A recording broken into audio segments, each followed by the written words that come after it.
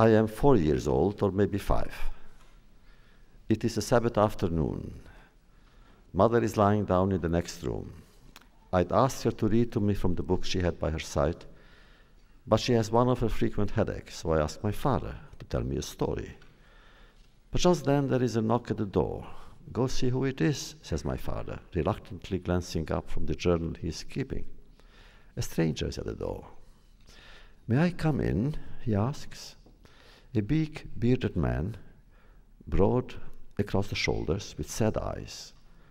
There is something disturbing about him. His gaze seems heavy with secrets and glows with a pale and holy fire.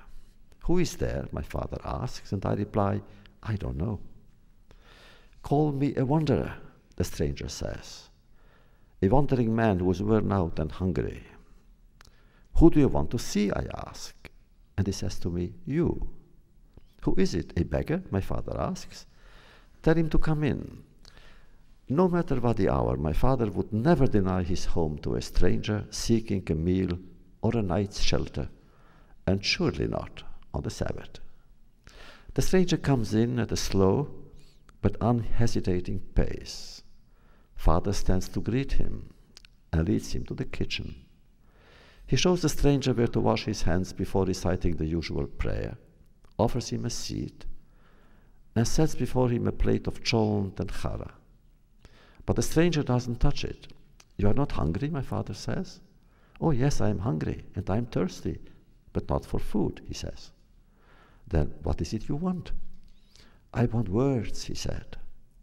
"I want faces. I travel the world looking for people's stories.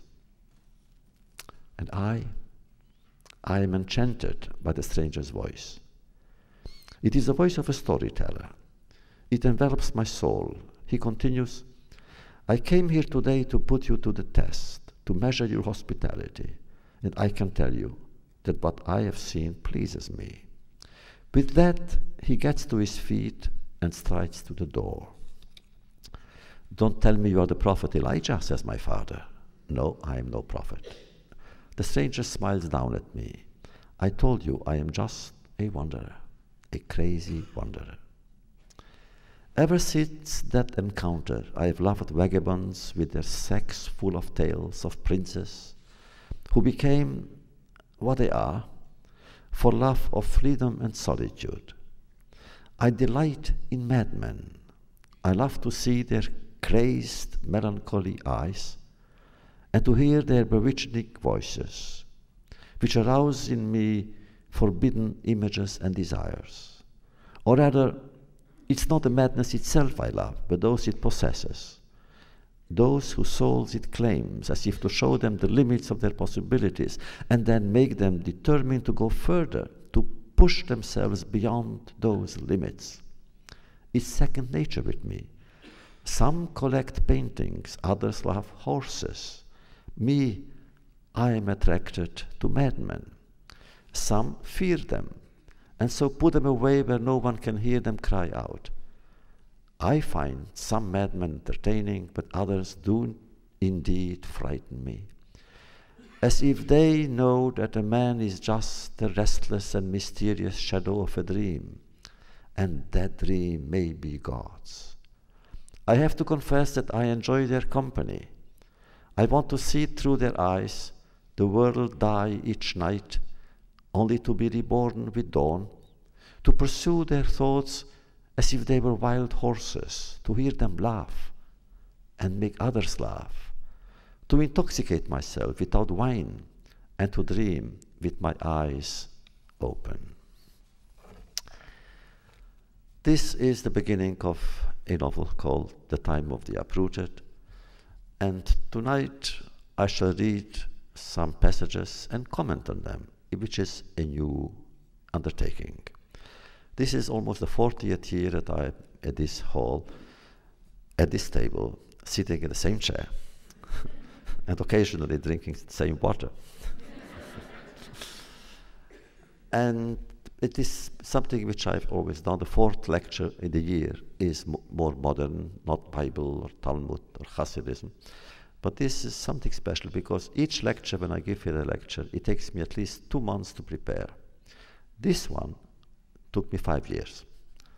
To write a book takes longer than to do the study, the research, and try to mold a story into a destiny, the destiny of at least a character that lived 3 or 2,000 years ago. The story unfolds somewhere in New York at the end of the last century. Gamliel, who is the main protagonist of the story, a ghostwriter for famous authors in France, is its main protagonist, and his story is his life.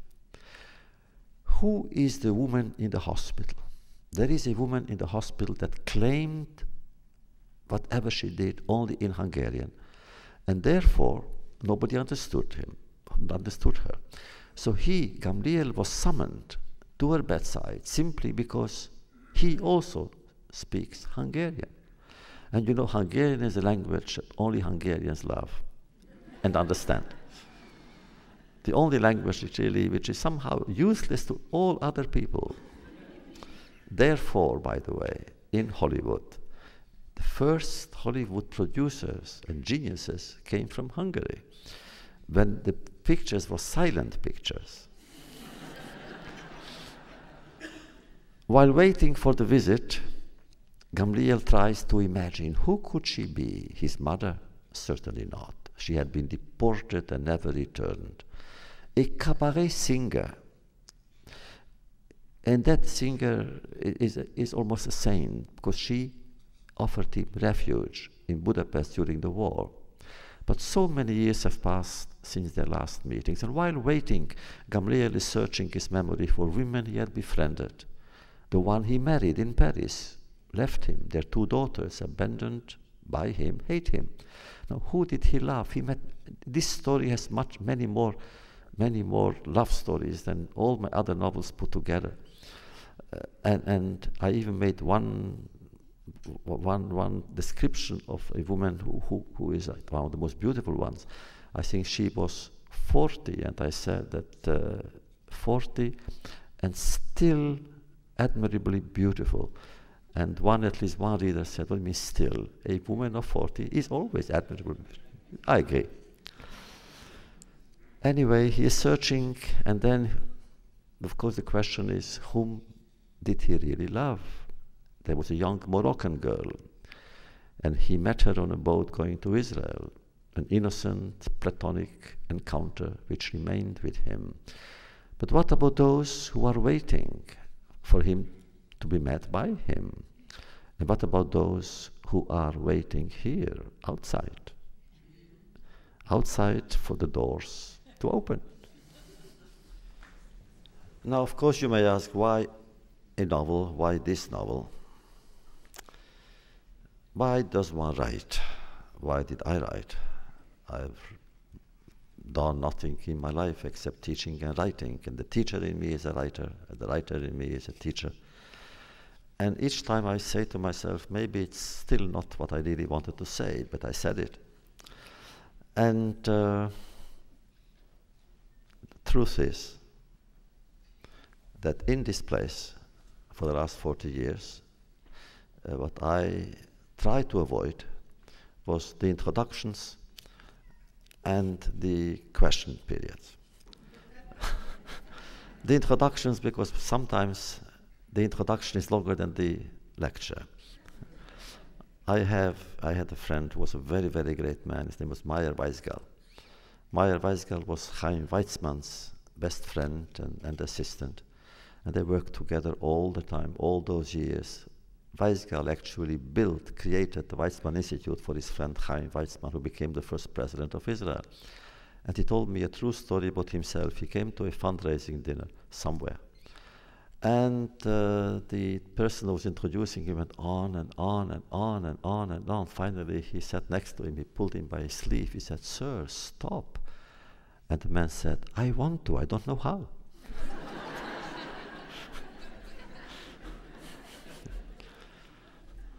I had a kind of story somewhere in another city, a true story. I came to a place also to give a lecture, not for fundraising, a lecture.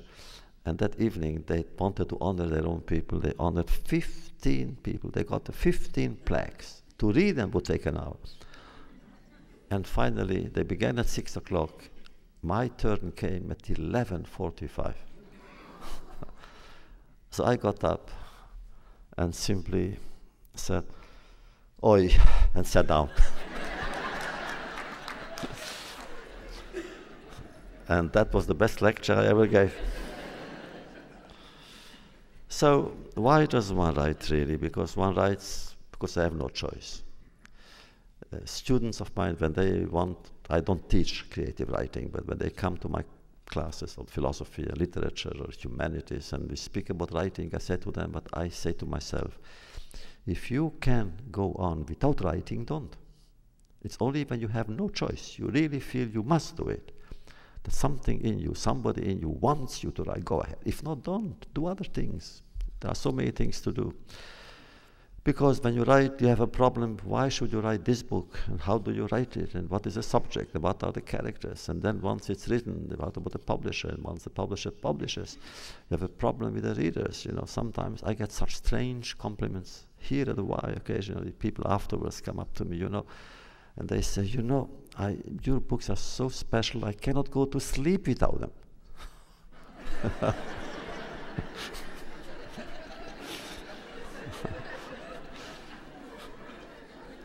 Or the other strange compliments I get. Somebody comes and says, you know, my wife cannot, she loves your books. It's not I love your book, my wife loves your books.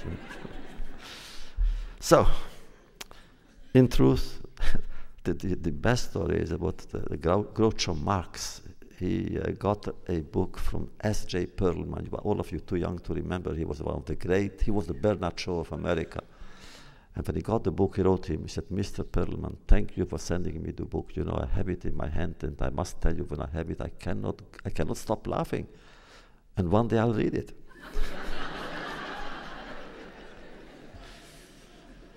So, but naturally, in my writing, my roots are in Jewish faith, in Jewish tradition. The Bible, Talmud, Midrash, whatever I do, I draw from those sources. In his Ecclesiastes, King Solomon speaks of the many seasons in one's life. Eitla ledet, veitla mut, there is a time to be born and a time to die. Eitla tat, veitla akor, a time to seed and a time to reap. Eitla harok, veitlir po, a time to kill and a time to heal. A time to weep and a time to laugh, a time to seek and a time to lose, a time to be silent and a time to speak, a time to love, a time to hate, and a time to lament, a time to dance, 8 sefot and 8 rekot. The difference here, the lamed, the L in the verb, is missing. It doesn't translate a time to lament, the to is missing, but simply a time lament. And the very celebrated Hasidic master, the founder of the Hasidic movement, the Besht, explained, there can be a time when it itself is lamenting, a time itself is dancing.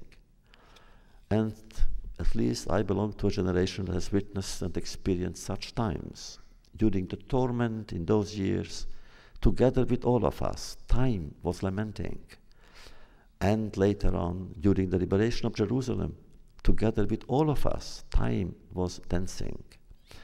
And the question, of course, is, could the same be said of time being uprooted? In this novel, everything and everybody is uprooted. Is today Monday? Maybe it's Tuesday, but no, it's Thursday, as if it matters. The wanderer can't seem to wake up, which is unlike him. And so it was with Isaac and Job when they were full of years, as Scripture tells us. In his dream, he had just seen his father. He stands solemnly for a long moment, and then father and son embrace. He awakes with a start, then falls back into heavy, oppressive slumber. No more father. Talk to him, he doesn't answer. Stretch out a hand, he turns away. With an effort, he opens his eyes. He knows he is alone, that he should get up, that he has a long and trying day ahead, but he can't seem to place the day in his exile's life. Does it belong to his future, to his past? His soul is lost in the fog and is taking him to some terrifying place of the damned. Somewhere an old woman, ravaged in body and memory, is waiting for him, watching for him, perhaps to punish him for misdeeds long forgotten, for promises carelessly tossed aside. Who is she? A beauty he dreamed of as a boy but could not hold on to, one of his daughters, stricken in her mind and lost in the depths of time. He searches his memory. Their dark faces circle around him and seem about to close in and suffocate him. He knows that he is destined for a fateful encounter with a mysterious woman. A turning point? The end of a stage of his life? If so, isn't it time for some kind of cheshbon hanefesh, a taking stock and accounting of his soul, in which he would review the fires he's been through and the many lives he's led? He shakes himself awake, gets up, goes to the wash basin, and examines his reflection in the mirror. He sees his yellowish gray pallor, his sagging features, his dull gaze. He doesn't recognize the man staring back at him. All he's done is to change nightmares. And here the character speaks. He said, "My name is Gamliel." Yes, Gamliel, and I'll thank you not to ask me why. It's just another name, right? You are given a name, you carry it around, and if it's too much of a burden, you get rid of it. As for you, dear reader, do I ask you how come you are named William or Morris or Zygmunt or Serge or Sergei? Yes, Gamliel isn't an everyday name, and let me tell you, it has its own story. And it's not one you hear every day either. That's true of everybody, you will say, and so what? If they want, they can tell me the story of their lives. I'll hear them out. Let me add that I'm also named Peter. Peter was my childhood. For you, childhood means playing with a ball, rolling a hoop, pony rides in the park, birthdays and holidays, vacations at the shore or in the mountains. My childhood was in a nightclub. It has a story too. I'll get around to it. Just bear with me. Because the story here is that, as I said, a cabaret singer who was more than that a little bit. And she was a friend of Gamliel's mother. And in 1944, when the deportation of Hungarian Jews began in Budapest, this cabaret dancer took him in, and she became his protector. And she took him always into the cabaret. She had no choice. So he was with her every evening. And the story is how he lived those evenings. But for now, let's stick to Gamliel. Odd kind of name, I know. You don't see it very often. Sounds Sephardic. So how did I get it? You really want to know? I inherited it. Yes, some people inherit houses or businesses, stamp collections, bank accounts. I inherited my name. My paternal grandfather left it to me. Did I know him? Of course not. He died before I was born, or else I'd have been given another name. But then, how did his parents happen to choose so unusual a name? One that seems better suited to a tired old man than to a newborn baby.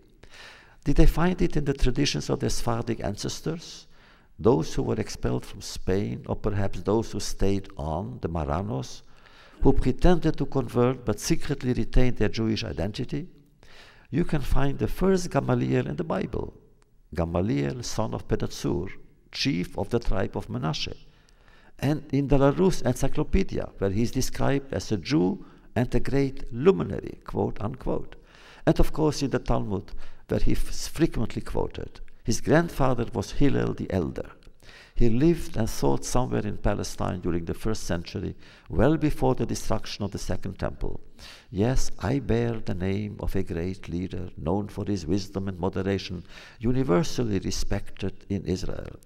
He was president of the Sanhedrin and of a well-known academy. Nothing was decided without his consent.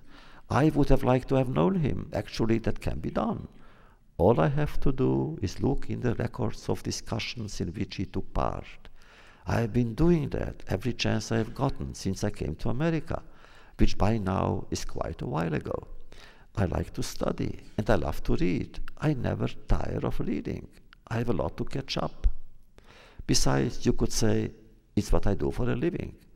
I write, so I can learn to read, and read, and read. Now let's note that Gamliel, the stranger in this story, is not really a stranger. Like everyone else, he has an identity, he has an address, friends, connections, habits, and yes, he has his quirks and his whims. But the refugee in him is always on the alert, ready to speak the word that will upset all he is taken for granted about the way he lives. It is said that a man never recovers from torture, that a woman never recovers from rape. The same is true of those who have been uprooted. Once a refugee, always a refugee. He escapes from one place of exile only to find himself in another. Nowhere is he at home. He never forgets the place he came from. His life is always provisional. Happiness for him is a moment's rest. Love that is supposed to be eternal, a blink of the eye. For a man in his situation, at every step, the end seems near. And now, it's here, of course, I drew from my own experiences as a refugee. I came to America as a refugee, a stateless refugee, and I remained it. To this day, I can't speak to people. When I see a policeman, I'm afraid. I have done nothing wrong, but I'm afraid. When I drive occasionally and I have to make a U-turn, believe me, I stop, change places with my wife, and she does a U-turn. For a ticket, she will get herself out of the policeman. I surely would not. Now, speaking of therefore of this refugee, is the bell about to toll for him? For some time now, Gamliel has felt himself growing old. Never has become the key word. The many adventures he will never undertake. The girls he will never kiss. The children he will never have. The faraway places he will never discover. The cello he will never learn to play. The ecstasy he will never again feel next to a body that is vibrant with life, without fearing he will fail. The passing years grow heavy. Their weight drags him down. Gamliel tires more easily. He is often out of breath. His mind wanders. His need to sleep becomes urgent. He has lived a lot of years. How many does he have left? He wasted an appalling number of them. Did he bungle his youth? Alexander the Great died at 33. Spinoza at 44. The Baal Shem Tov was 60. Mozart, Pushkin, Rilke, Herzl, they enriched the world in the course of their short, frenzied lives. But what about Gamliel himself? Who will carry on his name? What will he leave behind? Just words, and not even the ones he would want to have endured. Vanity of vanities, it's all absurd. Music is what he always regretted. He wishes he had gone to the conservatory. And Peritus, the one-eyed, used to say, when the words start singing, I start dancing. But not Gamliel. Everyone else is dancing. He has never learned how. The refugee's days are growing few, as are those of the season, and the century is drawing to its close. How many times has he stood at the cliff's edge and wanted to withdraw? But to where? From one abyss to another, whispered the great Hasidic teacher. But he did not say whether he was describing the adventure of our passage through this life, or rather our search for peace and the ultimate answer. Despair is the refugee's everyday companion. Even when he is enjoying himself or entertaining others, he despairs of his work. He despairs of his life. Was he afraid? Is Gamliel afraid? Afraid of stirring up the remorse that threatens to kill of any chance he has of redeeming himself, of fulfilling any promise? As he walks along the Brooklyn street, hands stuffed in the pockets of his raincoat. Gamliel is trying to shake off his memories. Let them go hound someone else under some other sky. His gloomy thoughts turn to the events that are threatening the world at the end of the century. In the name of the fatherland, supposedly civilized countries sent to death young people who would rather be dancing the frenzied dance of desire. Under the noble pretext of advancing science, man becomes a slave to machines. There is a risk that those who claim to be honoring their people's past, in fact, may do it discredit. They talk themselves into saying nothing. The gods of hate hide behind slogans of brotherhood. They fool everybody, including themselves. So the story actually ends with a century. But somehow the premonitions are there, the forebodings are there. And my good friends, when you open, it's enough to open a newspaper or to watch television to realize how wrong we were at the end of the century, thinking, hoping that the 21st will be a better one. We thought then that we have learned the lesson. At least that should be certain. We have learned the lesson that fanaticism, political or religious fanaticism, is a disaster to faith as well as to anything else. Fanaticism brings hate, and hate, as you know, is a cancer.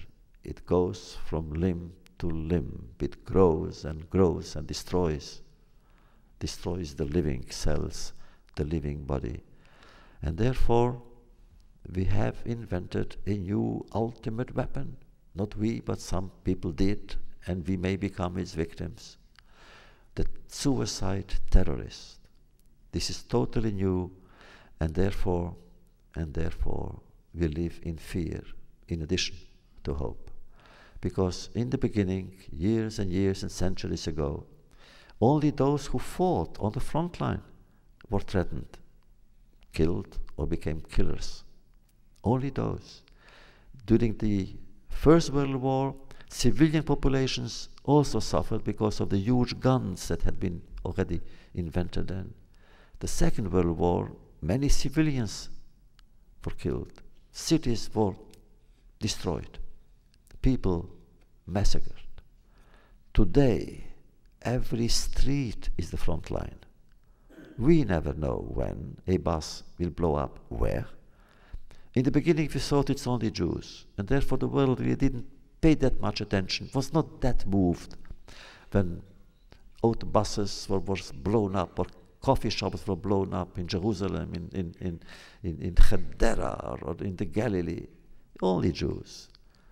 But we have seen that whatever happens to the world had happened already to Jews, somehow in good or not so good.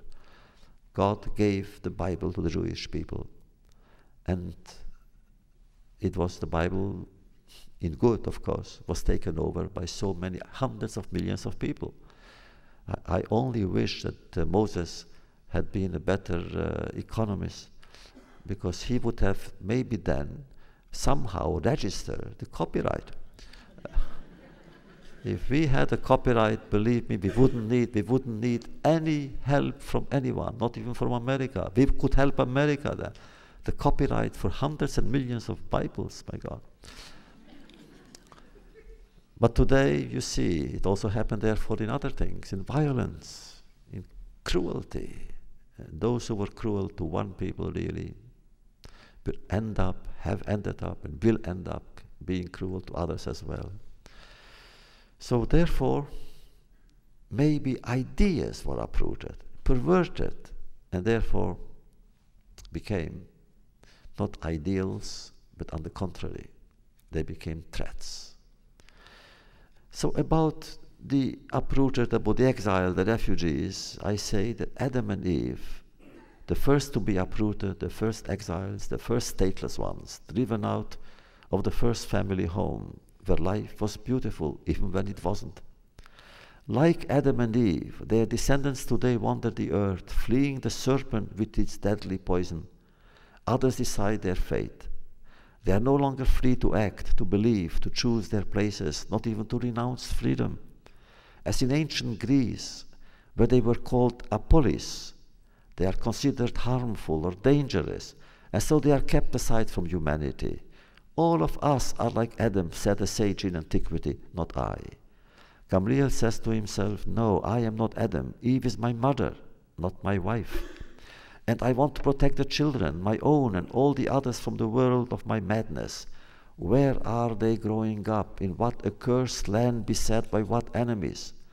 Why so much hatred? And what about himself, Gamliel the exile? He has done no harm, has taken nothing from others, hasn't seduced their women or led their children astray, hasn't taken their place in the sun, and yet, why is he so unloved? Why do people he has never met shun his solitary intruder who carries his past like a load on his shoulders? It's strange. The word refugee has lost its biblical meaning. The Bible provides for cities of refuge where those who kill someone by accident can take shelter from possible avengers. Of course, the refugees are not entirely free of guilt, so Scripture specifies they must remain in these cities of asylum until their sin is expiated by the death of the high priest. And that is why, as the Talmud, tongue-in-cheek, the refugees are so often visited by the mother of the high priest, who brings them clothing and sweets and fruits in the hope that if their lives are pleasant enough, they will not pray for her son's death. In our time, it's the innocent who need refuge. And so, Gamliel shakes his hand and studies what is the point of collecting information from so many sacred and secular texts when their authors all end up in the potter's field of history. Yet it's true. I learned about King David's turbulent life of love and war, and his son and successor Solomon's pearls of wisdom, but also the treason of his other sons, Absalom and Adoniyahu. But what use is that to me today? I know that the first translation of the Bible was ordered by Ptolemy, who had 70 scholars locked in cells, each in solitary confinement. And that Diogenes lived like a dog, so he was nicknamed the Cynic. That the Talmud is compared to an ocean deep beyond measure. That Maimonides wrote some of his works in Arabic, and Spinoza wrote in Latin. That Erasmus dedicated his praise of folly to Thomas More, who coined the word utopia in 1516, the place that never was.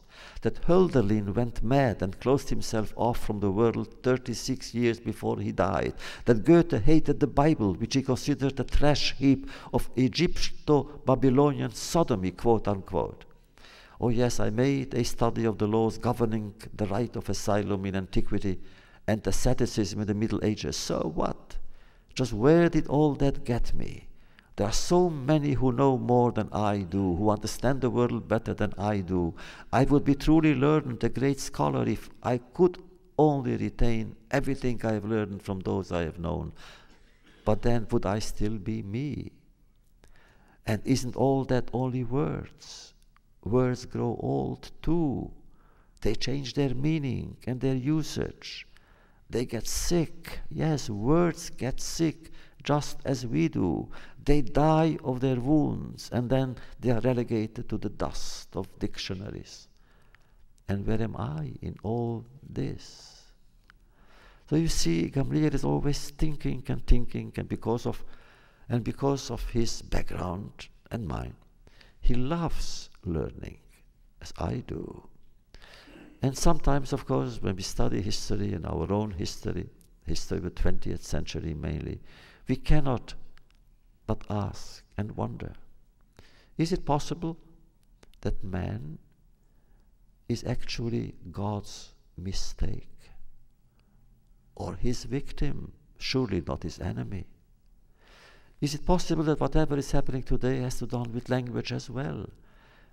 Is it an accident that in Islam 2 words are missing from the entire vocabulary? Compromise and integrity. A great French writer, Saint-Exupéry, wrote, We do not inherit the land of our ancestors, we borrow them from our children. Well, in Jewish history, we do both. But what do we do then with what we have borrowed, either from our children and or from our ancestors?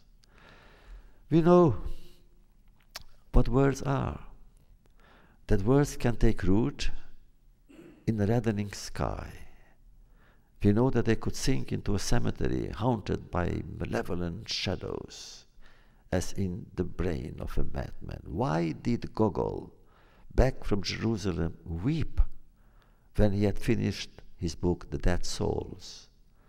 Why did Piotr Ravich taste ashes as he was writing the end on the last page of his novel, A Blood from the Sky?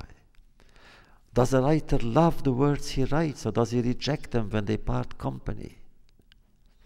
Gamliel believes most of the time that the word has a shadow that accompanies and stretches out from it, and the pain he suffers is inflicted by that shadow. But if he separates the word from its shadow, he will expose it in all its nakedness, and that is dangerous. Once on display, it will attract too many ears, too many knowing looks. One day Gamliel's friend brought to him a sturdy old shopkeeper from Brooklyn. The man kept looking around suspiciously, as if he thought every passerby may be an informer. He was more straightforward than anyone Gamliel had known. He said, "They tell me you know how to write. I don't. Matter of fact, I hardly know how to read. Not surprising. My school was the ghetto, the war, the camp. I was a partisan in Russia. In the forest, I saw a lot, did a lot, fighting the Germans, of course. Also their collaborators. I had my reasons, 12 of them. 12 members of my family butchered in one morning, right in front of our home. So please, write my story as best you can, if you can. Write it your way. Of course, put your name on it. I'll pay you well." And Gamliel says that it was a tempting offer. He needed money. But though peace can be told in words, war cannot. Words can incite the murderous hatred that is war, but words cannot describe it. In principle, one should not be able to put it into words, this horror that is war, this blasphemy that is war, this grotesque agony, this licensed slaughter, this glorified butchery that is war. James Joyce knew, as did Franz Kafka, what it meant, and therefore neither wrote about the First World War. War kills the dream along with the dreamer. It blinds the mind's eye so it cannot see the horizon. Thus it was that although Gamliel was moved to write this man's story, he had to tear it up, and he told him by letter, "I do not know how to write your story. I do not know how to revive those haunted faces, those silent voices, who through you would summon us to hear them tell of their death and perhaps our own. All I can do is tell you that I cannot do it, and shake your hand." A few years later, he sent the Brooklyn shopkeeper this quotation from a book by French writer Maurice Blanchot he had just read, and I quote him, "And how can we agree not to know? We read the books about Auschwitz, the last wish of those who were there. Their last charge to us was, know what happened here, never forget, and yet know that you will never know." Elsewhere, a friend of Gamliel tells a story. In the ghetto, he said, "I sometimes doubted not our eventual victory, but our capacity to take part in it. One night we were informed of the death of Asher Baumgarten, a poet and chronicler. We in the resistance movement used to tell him what was going on behind the walls, and he was to bear witness to our suffering and our struggle, for history's sake, for we were sure we were soon to die. What Emanuel Ringelblum was doing in Warsaw, we wanted to do in our town, Dawarowsk. We counted on Asher. We counted on his objectivity, his talent as a writer, his mission as the carrier of memory. On the day the Germans rounded up the last of the children, the ghetto was in mourning, feeling shame as well as pain. The next night, Asher killed himself. He asked us in his farewell letter to forgive him for giving up, but he wrote, "I saw the children. I witnessed their cries and their tears, and I no longer have the words to tell it. There it is." That was the most despairing moment of my life, says Gamliel's friend. So, what does one do when we have no words? The Kotzker Rebbe said that sometimes some words can communicate the truth. Others cannot. He said, only silence could. But what do we do when silence itself is unable to communicate?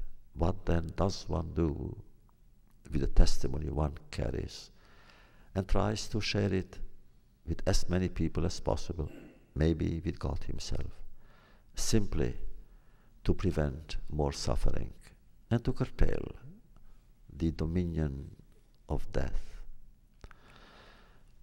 When Gamliel was a boy and his father was arrested in Budapest, he accompanied his mother on her visits to the prison. He would wait sitting quietly on a bench in the park across the street from counterintelligence headquarters where the father was tortured. He was terrified by the thought that his mother might never return, and each time she did, he would throw himself into her arms and desperately embrace her. He held back his tears as she did. "Everything is all right," she would always assure him. "Father wants you to know that." The child wanted to believe her, but with all his heart he wanted to see his father, if only once a month, once a year.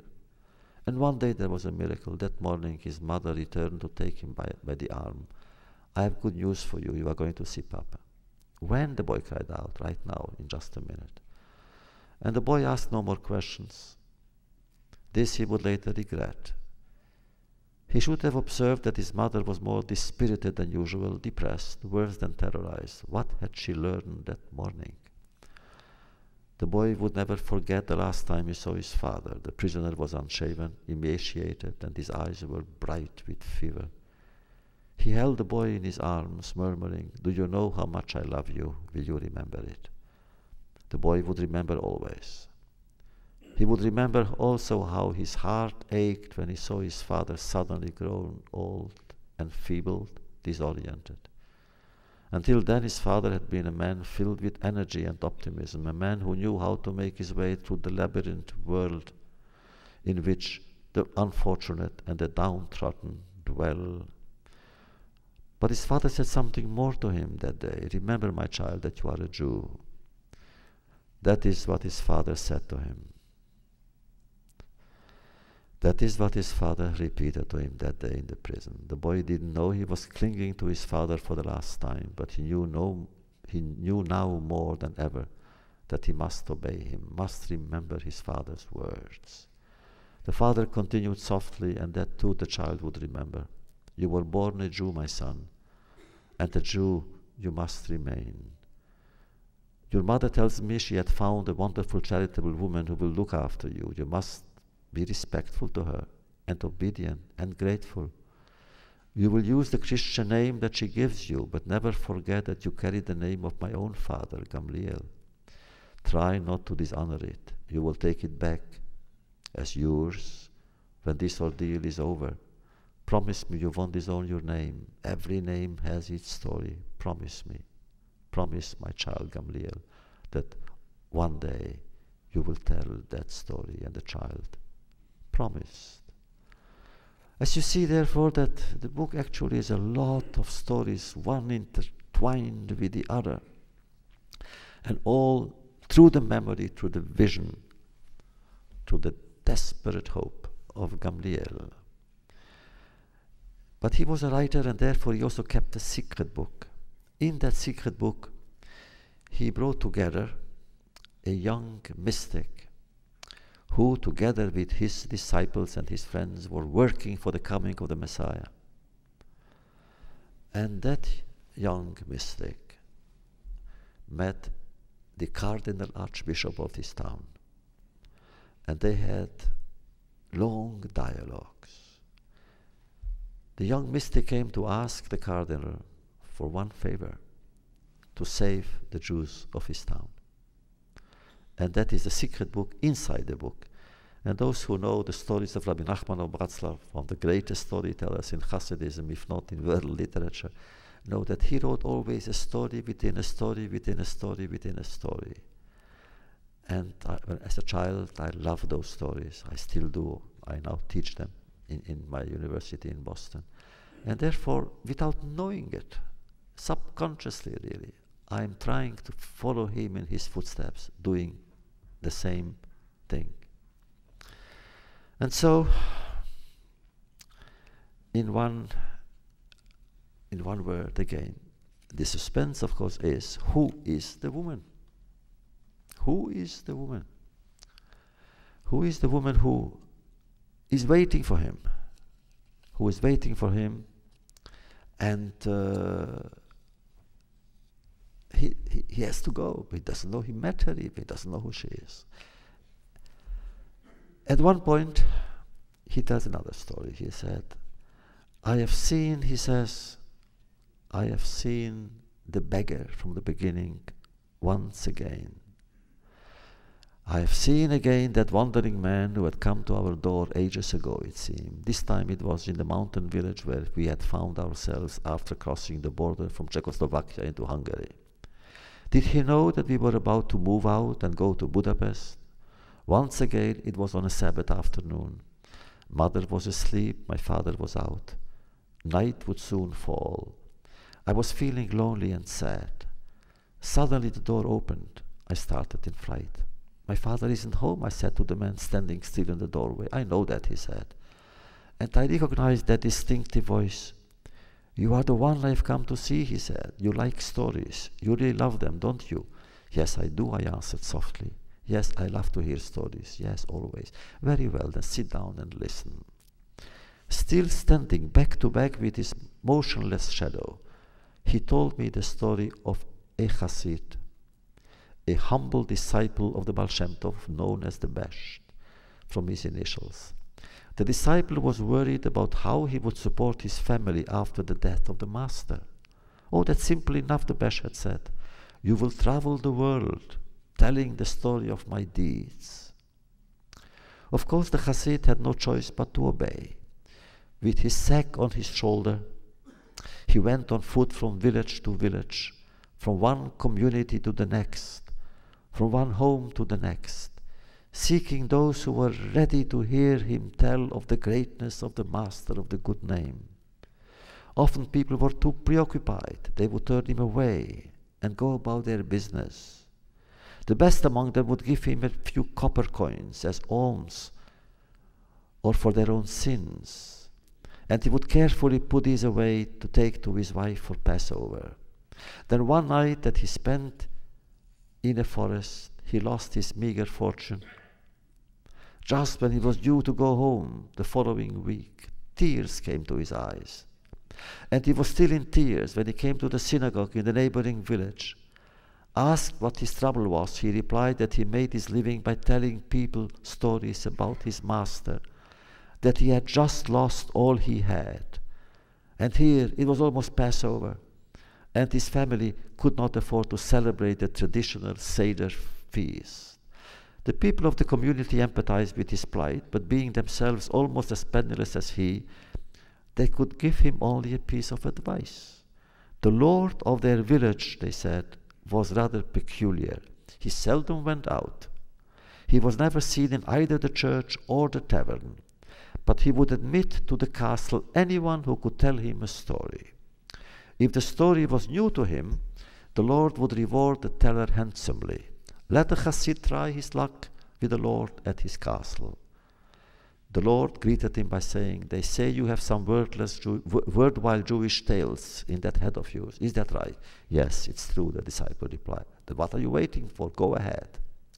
The disciple and servant of the Besh began to tell of his master's travels, how he would disappear only to reappear in faraway places, how he conjured up the miracles his master had performed, how he saved a desperate woman, freed a hapless merchant from prison, rescued a widow, an orphan about to die, a child stolen by evil priests. After each story, the lord of the village would give him a small coin and say, "Go on." So passed that day and all the next day also. At last, the storyteller fell silent. "That's all I can remember," he said. "Try," the Lord said bleakly. "Search your memory. Go on, make an effort." "I did try. There is nothing there." "Then try again," the Lord insisted. "Try harder. You won't regret it." "I can't do it," said the Hasid sadly.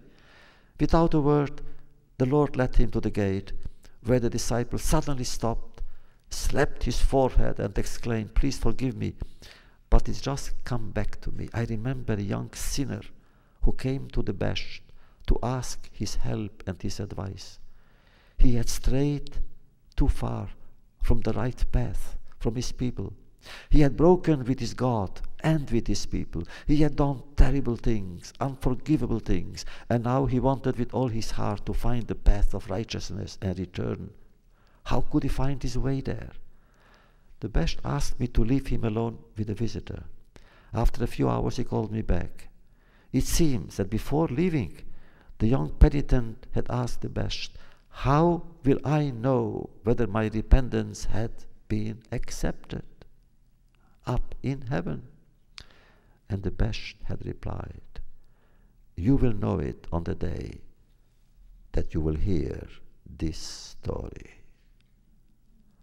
And the Lord had tears in his eyes as he embraced the disciple, who proceeded home, his pockets stuffed, and celebrated the Seder amid the joy of his memories.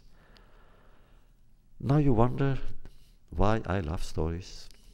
How can you not love, especially Hasidic stories? And so we come in the novel, later in the novel, we come already to speak about the last encounter. We come, and while waiting, Gamliel remembered a certain Rabbi Zusia, whom he had met in Morocco and later in Brooklyn, also a mystic. And Rabbi Zusia said, "To a man born blind, God is blind. To a sick child, God may be unfair. To the condemned man in prison, God is also a prisoner. On the other hand, to a free person, God is both the source of his or her freedom and its justification. To be free is to be made in God's image. Anyone who tries to place himself between the freedom of God and the freedom of man, between the word of man and the thought of God, is only being false to both man and God." And also Rabbi Zusia once cried out, "I no longer understand the creator of humanity. Why did he put us on this earth? Was it to glorify himself? These earthworms, these specks of dust, able if not eager to corrupt all that is noble in the soul, unfortunate mortals who need bread, water, and air to survive, how could they, in their wretchedness, bring forth true glory and offer it to God? For what reason should I have to need of them?" He could say. "And who is the beginning, and who is the achievement, and the rebirth of all that is and ever shall be? I no longer understand." And then he said, "I, Zusia, son of Rachel, I say unto thee, God of Abraham, Isaac, and Jacob, that thy creation is racing to its doom through a land of ashes. If thou dost not see this, if thou sees it and does not intervene, If thou hast forgotten the procession of doomed Jewish children marching through the night to the flames, God of charity, I will tell my prayer to howl.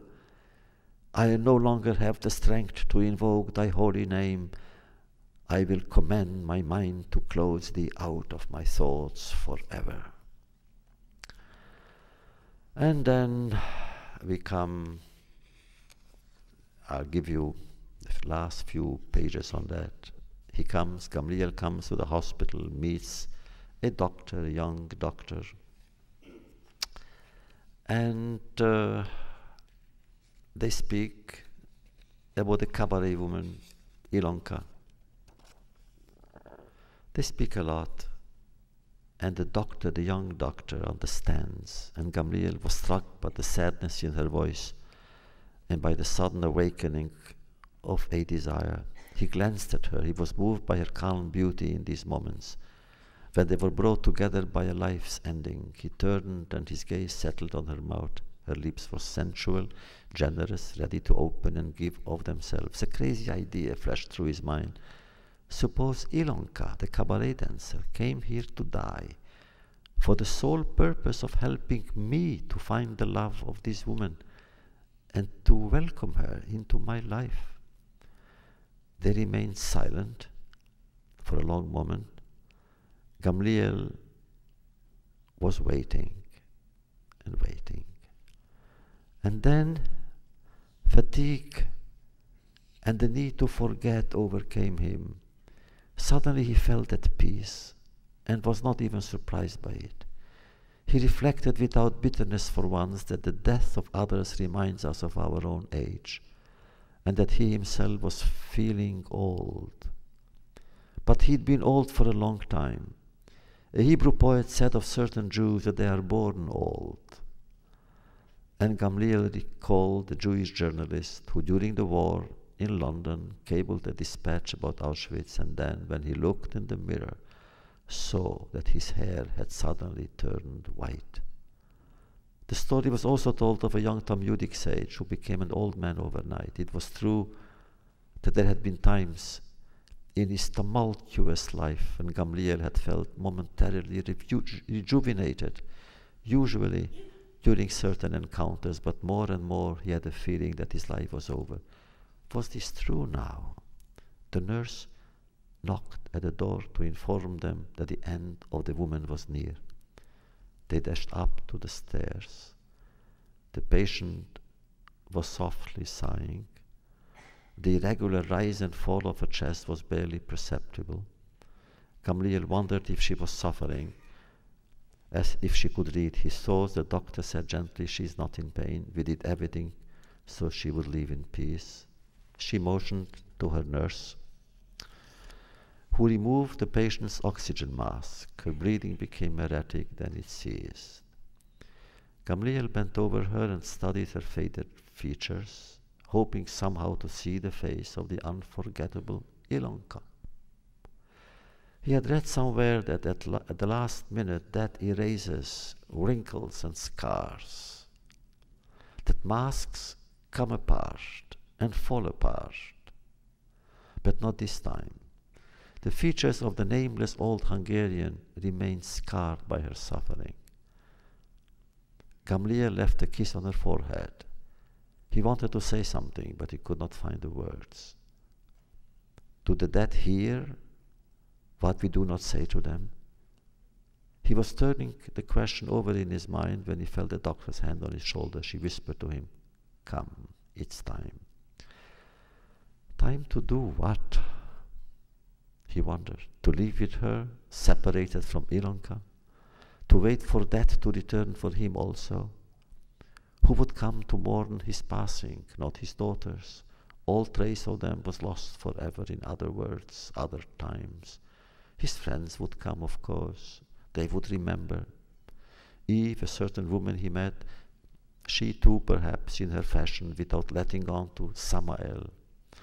And the doctor, if meanwhile she had agreed to marry him, who knows? And Esther, whom he saw as a grandmother playing with her 13 grandchildren, it doesn't matter, he told himself. In the next world, the world is said to be of truth. Other witnesses would be called to testify, but his novel, The Book of Secrets, which he had embarked on so long ago and has finally managed to organize, to structure, who would complete it? Who would recount what had happened in the disputation between the blessed mystic, that incarnation of Rabbi Zusia, and the Archbishop Cardinal Barani, and who emerged as victor? Deep inside himself, Gamliel was coming to a melancholy realization, the novel with which he was to illustrate or even justify what he had truly intended to make of his life. His novel would never be completed. Well, what of it? People know that the son of Maimonides, Rabbi Abraham, wrote books that he never finished and that no one ever found. On the other hand, did not Henry James say that one should never claim fully to know the human heart after all? Even a failed destiny is still a destiny. The next day, a Friday, only Gamliel and Lily, the doctor, accompanied the old woman to the Jewish cemetery. If it is in Ilonka, the Christian cabaret dancer, he thought, she deserves a place among Jews. Since she had been declared a deceased person of unknown religion, there was no rabbi present at the interment, but Gamliel has thought to compose a prayer. Lord, receive this soul and comfort her, for perhaps she could not be comforted in this life. Grant her the peace that she surely did not know here below. Open to her the gates of love, which perhaps made her suffer too much. You know her. You who know each being who lives and all who die, you know. Tell her that without knowing who she was, we loved her, and that thanks to her, we shall love one another. And then, he finds among her things something. And because of that, he knows who she was. I won't tell you. All I can say is, we wait. Wait until you read. To be Jewish means to wait. And in conclusion, of course, a beautiful story, a Hasidic story. A story is that Rabbi Israel Baal Shem Tov, the best, one day decided, together with all his disciples, that it's enough. Enough, the Jewish people suffered so much, it's enough. God must bring the Messiah. And in saving the Jews, he will save all people. The Messiah comes for all humanity. And he knew how to do it. He knew the secrets, the secret of the beginning as well as the secret of the end. So he and his disciples did what they had to do every morning before dawn and every evening at twilight. What letters to compose, what angels to invoke, and how many chapters of Psalms to say when and how he knew. And he made an appointment with them. One morning they will meet in a certain place in the forest where they will light a fire and say a prayer, and then the Messiah will come. They were there, ready, purified, well equipped to welcome the Savior of mankind. But the master was late. They waited an hour, 2 hours, 3 hours. He was late. Finally, when he came, they were upset. They thought it was their fault. They must have done something wrong for the Messiah not to come. Somehow it was sabotage because of what they had done or not done. He reassured them, don't worry, he said, don't worry. You have done everything right, it's my fault. I was on my way to come and join you. But at one point in the street there, the small street, as I passed a certain house, I heard a child crying. I looked through the window, there was nobody there. I understood that the mother must have gone either to the forest to collect some wood, to build some fire in the house, or to buy something, or to find some food for the child. But he was crying. Well, I hear a child cry, how can I not come in? So I came in and waited with the child. Because you see, my dear students, he said, when a child cries, the Messiah can wait. Let's wait together.